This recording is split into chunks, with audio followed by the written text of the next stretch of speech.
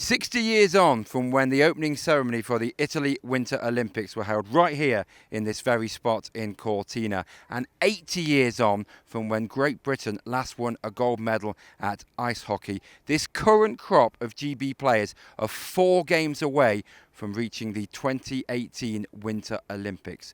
The thing that's at stake tonight, they need to beat Italy to go through to the final qualifying stages in Belarus. It couldn't be more simple. Any sort of win for GB will see them go through to that final stage in September. I'm joined by Seth Bennett, who will commentate on the game for BBC Radio 5 Live Sports Extra. Seth, can they do it, and if so, how?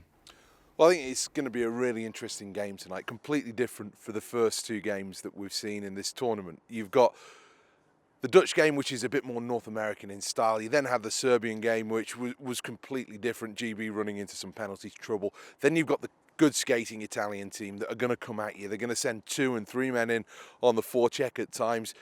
They're going to force GB into difficult situations where I think retaliation is going to be crucial. You know, there'll be times where GB players will feel that they've been hard done to, and they've got to make sure that they don't allow the referees to dictate this game. And that's all about having mental strength, showing mental fortitude when they're playing against a team that are playing a very different way to the domestic competition in England and Scotland and Northern Ireland. So that's going to be the crucial thing, isn't it? That this is so different to the Elite League. Can the players show that mental fortitude? How crucial is Ben Bounds to GB tonight?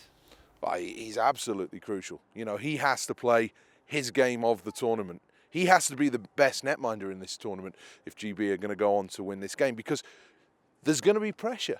You know, there's going to be times where Italy come on really strong. GB will get hemmed in their own zone at times.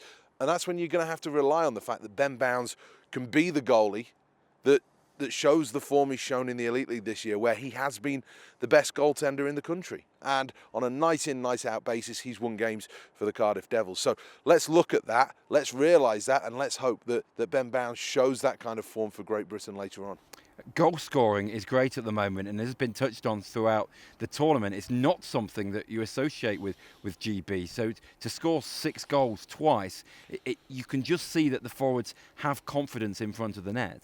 Well, it's been the best part of 15 years since they scored 6 goals in a game, in back-to-back matches, if you like. So I don't expect it to become 3 games where they score 6 goals. I think if GB have to score 6 goals to win this game, then I think they put themselves in a very, very difficult situation. But it's got to be tight. You know, in the neutral zone, they've got to be so disciplined. In the defensive zone, we saw against Serbia, particularly one of the goals comes from a cross-ice outlet pass that's travelling, 70, 80, 90 feet.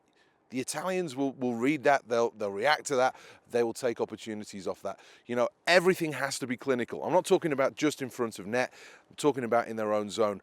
If you're going to make a play, there's no shilly-shallying. You've got to get in. If you're going to go and take a guy out on the boards, you've got to go and do it. If you're going to make a pass, you've got to make it with conviction. There has to be clarity in everything that Great Britain do out there on the ice. If they do that, then I don't think they should be scared of what they're facing. You know, they are more than good enough to beat Italy, but they have to play not at the very top of their game, but they have to be in the top 10%.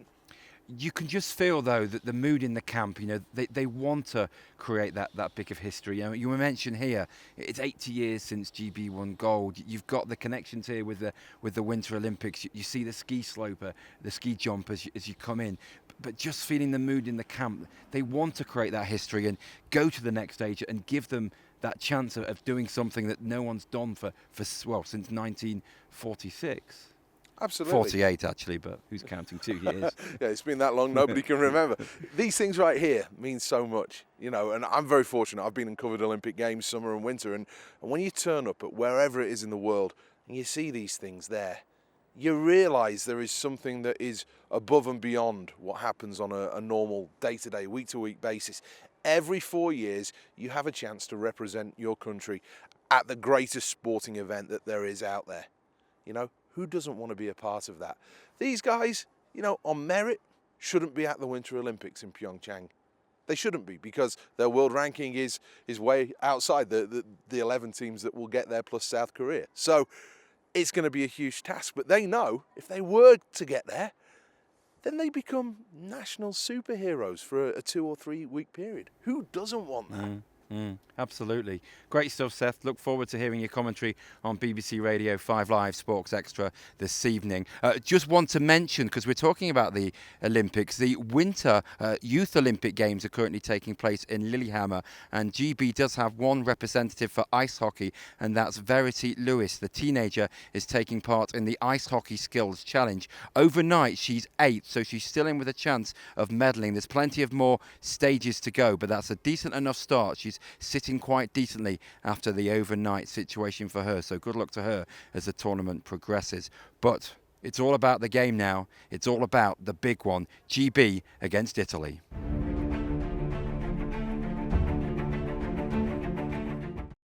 How did it feel then when you took sole possession of second place in the modern era stats? Yeah, it's one of those things. I think stats are maybe a little bit more visual these days, obviously with the internet and more people sort of keeping track. It's one of those things that maybe for the first few years you play, you don't really pay attention to. And it was a pretty big moment, something I'd be proud of and look back on. I think when I finished playing that, be up there with some great players, Kevin Conway and Tony and some of the other players that played for the national team. So, it's a proud moment and something that I think I'll always look back on. How are you different as a player now to when you first came in as a relatively fresh-faced kid? A little bit less hair is probably the most obvious one, but no, I think you try and value each game and each shift a little bit more. I think looking back, you kind of take things for granted, and you may be a little bit hard on yourself for a game or a shift or missing an opportunity. Whereas now you just know you got to keep working hard and take advantage of every opportunity you get, because you don't know when it's going to be your last. What's the fire that still drives you as an international player? Just every time you put the jersey on, there's a lot of good young players coming through, and you want to make sure that you're proving that you're worth and you're proving that you deserve to be on the team.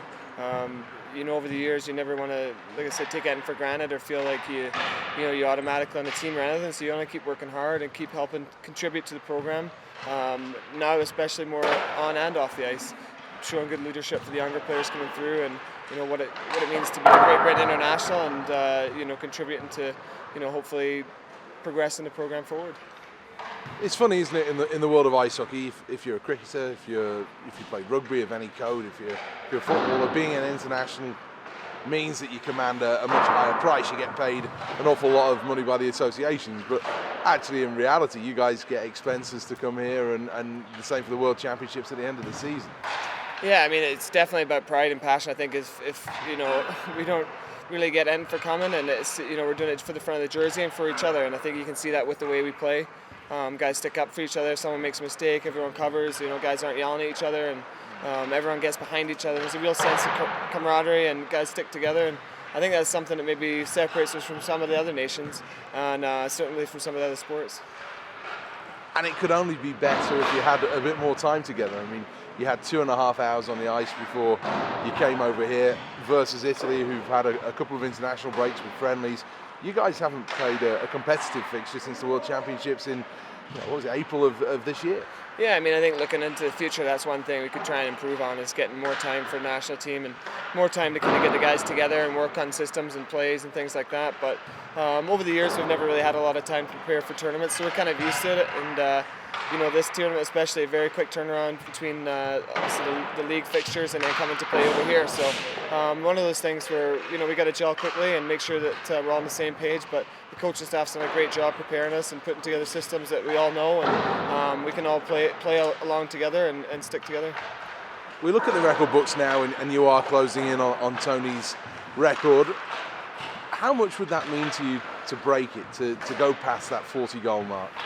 I mean, Tony's a great player. I mean, everybody knows, about his history, not only with the national team, but, in the UK and everything he's done for ice hockey. So, I look up to him. I've always looked up to him, and I think anyone on the team would be lying if they said they didn't. So, just to be mentioned in the same breath as a player like Tony is an honour. And, luckily, hopefully I get to play another few years, and you can see what happens.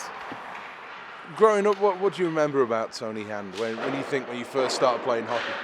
Oh, I mean, you just always heard about this guy who just, the British Gretzky, and someone who had, great patience on the puck and just had that kind of sixth sense out there, and would find guys and make plays. And, you could see it when I was coming into the league and coming into the national team 15, 16 years ago. You could see the plays he was making out there, and then even to his last year or two in the Elite League, you could still see he was, maybe a step behind, but he was thinking still a step ahead. And he was still finding guys wide open back door and making plays and controlling the game out there. And I think that's something that we might not see again in the British game. It's intriguing, isn't it, to realise that he was just a freak or one-off, but then to know that you can go past him. I mean, that's amazing. Yeah, I mean, I've been pretty fortunate as well. I'm not going to, sit here and say I wasn't. I played on some good teams, and we've been close a few times to moving up to Pool A, and we've got a lot of great players, and I've been fortunate to play with a lot of good players. And we've had some good teams. So we just want to keep trying to build, and if I get there, that's great. And if not, I'm proud of everything that I've accomplished as a player and have accomplished as a team as well. Is it like one of those things, I don't know, when you go out running, all of a sudden, if you start to get tired, you look to the next lamppost and to the next lamppost to make sure you get through to the distance you want to get. When you actually have a mark that's almost in touching distance, with your record, you know that you could be 2 tournaments away from breaking that. If you have 2 good tournaments, well, 1 good tournament, you could pass out of the World Championships in the summer. Does it almost kind of excite you a little bit at the prospect? Yeah, I mean, it's something that's exciting, but I mean, I've said it before and I'll say it again, we're not really a type of team that's into individual goals and individual things, but it's something I'll be proud of looking back. Maybe my career's finished if I do get there. But we've got a lot of other goals as far as moving on in the Olympic qualification, trying to progress in the World Championship rankings and move up hopefully one day while I'm still playing to the kind of next level. But looking back and just to be mentioned with Tony is obviously a great honour. Let's just very briefly talk about what it would mean to go through to that next level, to beat the Italians later. What would that mean to this group? Yeah, I mean, I think no one gave us credit last time when we moved on, and everyone sort of thought it was a fluke. And bizarrely, because it was in Japan, it was so far away, it almost went under the radar. Yeah, exactly, and the host nation again, and here we are playing against the host nation again with the opportunity to kind of progress through. So I think it's something that everyone would be very proud of, and everyone knows what's on the line. And it's a huge game. I'm not going to say it's going to be easy. It's going to be a tough match. Italy's a great team, and a lot of firepower and well coached. So we'll be up against it later on, but hopefully we can put together a good 60 minutes and see what happens. Is there one key thing that you feel that this team has to do to make sure that you can claim victory?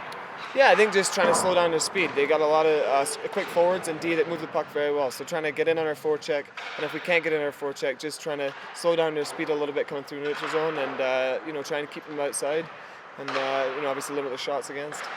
Mark Richardson, winner takes all against Italy tonight. What's the feeling in the camp? It was a very good feeling. I think it was good to get on the ice this morning. Everyone was going, and we're just obviously really looking forward to this game. And we play a lot of high pressure games at home, so we know we're ready, and we're going to go out and give it our best shot.